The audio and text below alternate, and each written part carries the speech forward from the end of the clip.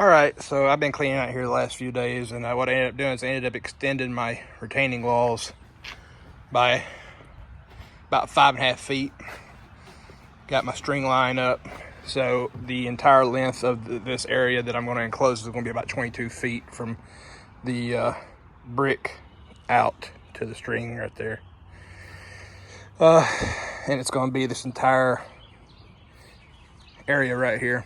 And you can see I've got post base that get anchored down to the concrete retaining walls. I'm going to do that there and on this other side over here. And then I'll start up here at the eave of the house. That's 10'4" and come out to 9 foot.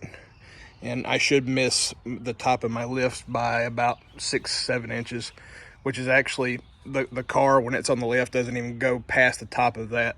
So that's all good. Not gonna hit the top of it with the car.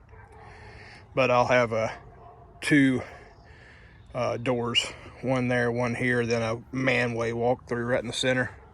But the doors are gonna be probably 10 to 12 foot wide, but they're gonna be barn doors that swing open.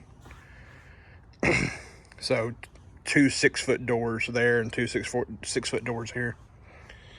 But I'm gonna be able to hopefully get most of this framed in over the next week or so, and then the sheet metal right after that. So hopefully maybe only 2 or 3 weeks before I have this all done, and then we can start doing car videos again. But I'll keep you guys up to date. Have a good one.